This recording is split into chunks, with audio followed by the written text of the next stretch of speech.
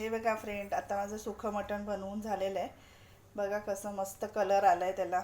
मी एकदम सुखं म्हणजे एकदम ड्रायच असं लागतं, ह्याच्यामध्ये बिलकुल रस्सा नाही.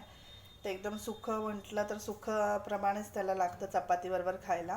आणि म्हणून मी वेगळा मुद्दाम इकडे रस्सा केला आहे. हा बघा, मटणाचा रस्साही मी बनवला आहे.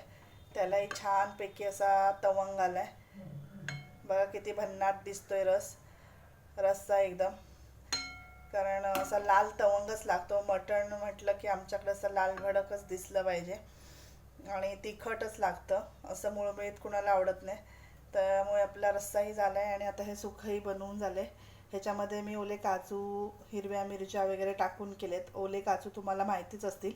ओल्या बियांमधले गर ते ओले ओले असतात, ते गरम पाण्यात भिजायला घालून त्याचे असं सालं काढून ते मटणामध्ये घालतात. त्याप्रमाणे मी घातलेत आणि असं केलं आहे सुखं मटण.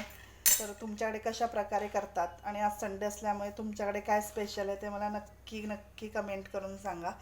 थँक्यू.